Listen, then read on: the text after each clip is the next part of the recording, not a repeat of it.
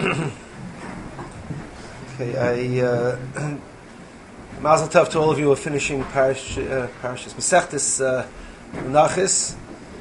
Since you're completing Menachos, and today was Parashas Shlach, I took the liberty of spending my time here on something on which I spent a great amount of time researching, and that is the new techelet that they have primarily in Eretz Yisrael. You see it here sometimes too.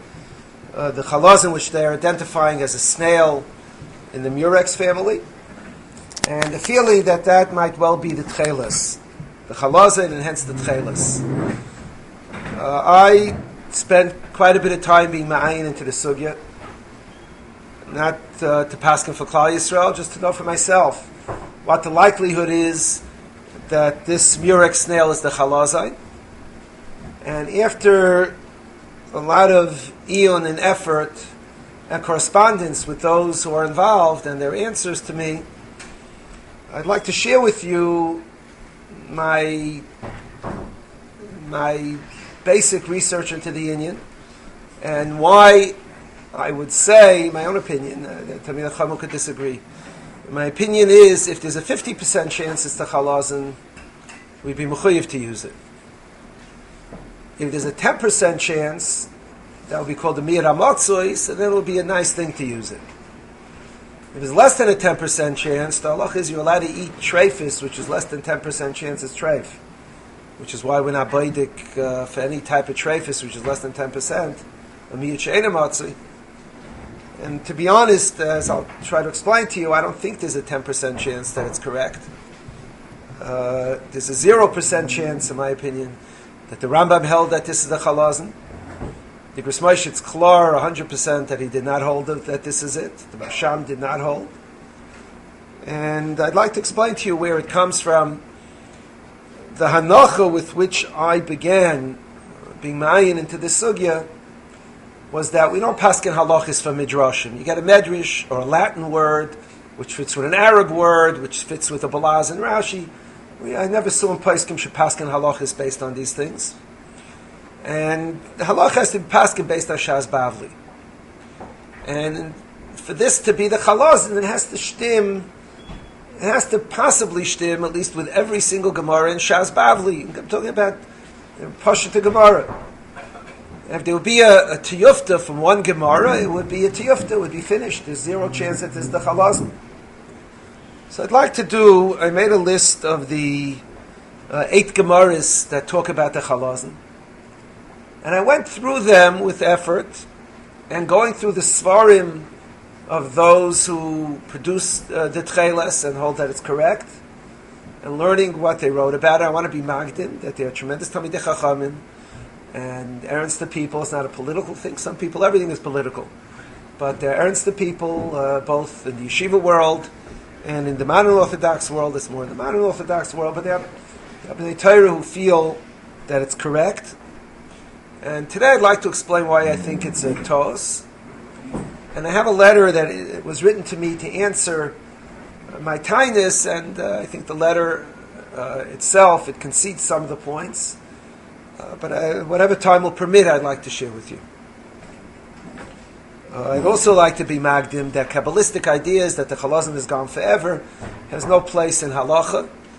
Halacha we paskin based on the paiskim, and whether the Rav Yisroel writes in one of his letters, a Klal Gadol, that whoever quotes the Zaya and the Arizal directly is quoting it incorrectly. He writes, I think the Rav Palim, the Ben Ish Chai from the Mekubalim, writes that we don't understand any Zayars unless it's passed through one of the Gedolei HaMekubalim who explained it to us. So again, I'm talking about Shas Bavli. I'm going to go through 8 Gemaras, try to go learn the Rambam, and see if it's any possibility, a likelihood, forget it, but at least a possibility that the Murex is correct. The first Gemara is a Gemara which fits very well, the only Gemara which fits very well with what has been found. And it's a Gemara in Shabbos Chavav that says that the chalazin is found between Salmei Tzur and Haifa in the Mediterranean Sea, in the area between the cliffs of Tzur, of Tyre, And Haifa is where this is found. Now, that fits very well with what they found. That is Taka where it's found. And that's the one Gemara that shtims. Now, they publicized pictures of caves from thousands of years ago with shells of the snail to prove that this snail is the chalazon. Now, that's an absurdity because there was no sign on the cave, Talis Fabrik.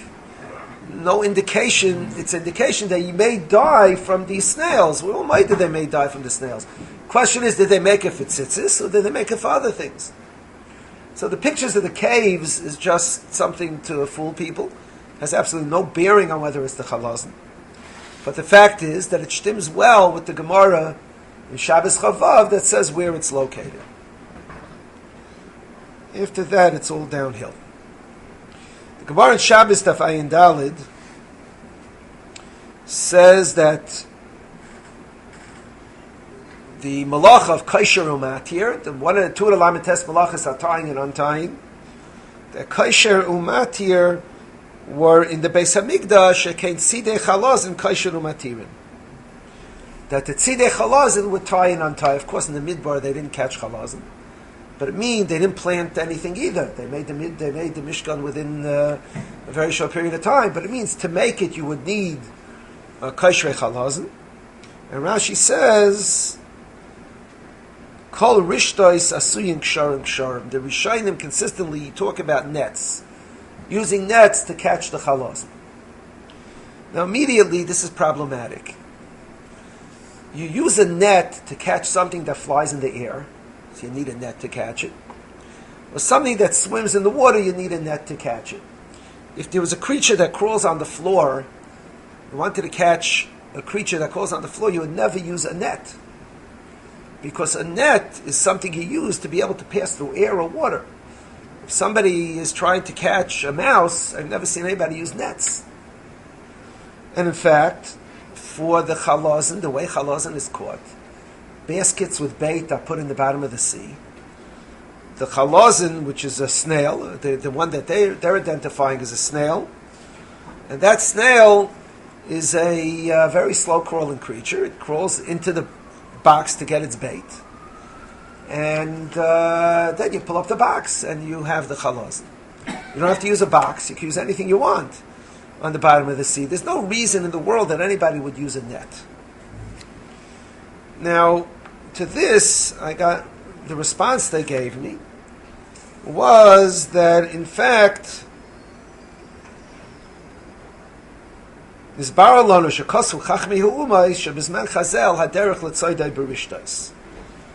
Chachmi Umas Ha'olam said it's a derech. They didn't give me a maramakim. However, in the Torah Umada journal, an article was printed saying that this is the chalazin. So there they write their source. They write Aristotle and Pliny explain the method for catching murex snails was using baited wicker baskets and nets. Beferish. Who's going to go look up Aristotle and Pliny? So you can get away with it. I looked up Aristotle. They write where they're getting it from. Aristotle has a series of books on nature. And in his History of the Animals, in book 15, chapter 5, which is their Maramakim, it does not say a word about nets.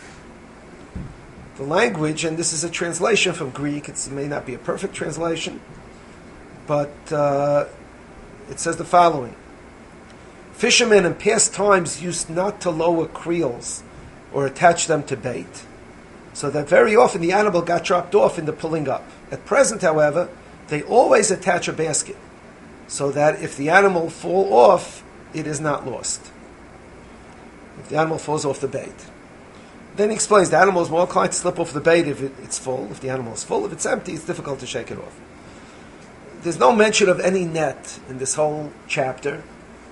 It talks about creel. A creel is a basket that's used to hold fish. It talks about wicker baskets. And if you wanted to lower a rope with bait, I guess you could do it the way you catch a fish. But the allusion to the fact that Aristotle said anything about nets is incorrect. As far as Pliny the Elder, I don't know how to get a hold of his books, so I didn't look it up. But the reference to nets is not consistent with catching snails. It's consistent with catching fish or any swimming creature, but not with snails. So that Gemara does not fit well at all. Yes. Rashi says nets. Rashi and most Rishonim say nets. The Gemara does not say nets. It's true. It could be they used to be kosher the baskets. Why would they be kosher basket? I have no idea. But yeah, wicker baskets are not made with tying unless you have a rope on it. We have wicker baskets and there's nothing tied on it. It's woven. Orig would be a malacha. So it's maybe it's a kasha from Rashi. It's Rashi and the Ritva, and I would guess if you look in the Ramban and the Rashba, you'd also see references to Rishtais. Yes. Very possible they use the nets so the sand should fall through since the snails are going at the bottom. Why would you stick it under the sand? It's possible they use nets. I can't say, but they're telling me Aristotle said nets. I have Aristotle; he doesn't say nets. The other thing is the fact that I think there's something showing the fact that they have caves where they die. Is that Caves? You said they had caves. The caves are not where they caught them. That's where they brought them. Where they brought them. Right. Even if they weren't used for techelet, Right. the raya would be that then the same way the Chachamim told you not to use Kla'ilan, should have also warned you not to use. That's a time. Should warn you not to use this. Not to use this. Okay. It's a time. I hear. Okay. That's it. The third Gemara is the Gemara in the same sugi. It says that tzad chalazim. We don't know what color those snails produce. Let's say they produce the dye. They actually produce numerous colors. I want to get to. So it's not a timer. We're going to warn about it. Because it may not be the same color. It does either. It does make. All right, let's. I'd like to go beside that. I want to. I'll talk about the color. I'd like to go beside. I'll tell you why they think they know the color. I'll get to it. The third Gemara is the same sugi. It says if yitzat chalaz and yechayim mishum tzeda. That's the biggest kasha on them. Anybody who learned anything about hilchis tzeda knows that there's a snail. When you catch a snail, you're not chayim mishum tzeda. Snails move exceedingly slowly. And anything that you could get b'shicha achas in one lunge is notzud va'omed. This is the most difficult kasha on saying that a snail is the chalazin. They did write back to me, Masha kosafta du nitzud va'omed ze be'emes kusha gedayla. He says it's shver anyway on other references to the chalazai, but there's no teretz that's brought. And if it's tzad chalazin as chayiv, it's very hard to understand that it could be a snail. This is a major problem. The only way out that I know, which they didn't mention, is to say that the techelet and the chalazin in the Mishkan is not the same chalazin as on the tzitzis, and techelet is the tzitzis. It sounds like a tremendous daichik, and probably it is. Rabbi Yaakov in the Sefer on Chumash entertains the possibility that it's two different techelet and chalazin, but those who are involved in making this can't say that because one of the starke shittis is, as you mentioned, that there's no other kala hadaimulai besides kala ilan.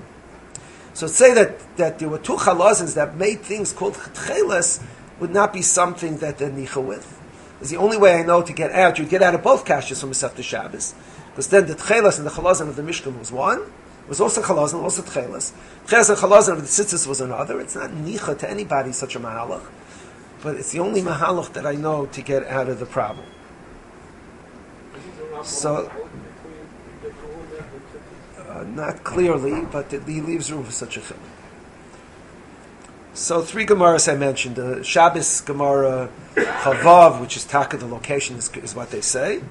The 2 other Gemaras that are problems, the Rishtais and the Tzad being Chayiv. Now the 4th is an interesting. There's a Gemara Sanhedrin Tzadik Aleph.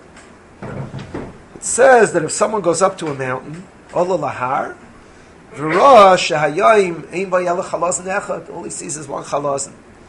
And the Gemara says, L'macha Yardu Geshamim, it rains, and the Smalei Kulai Chalazainis. And it gets filled with many of these creatures. You know that when it rains, the worms come up. Worms live under the ground. When it rains, the water seeps into the holes. They can't breathe. So they can't breathe, they come up. So any creature that lives under the ground when it gets wet comes up. So the Gemara says that's the chalazin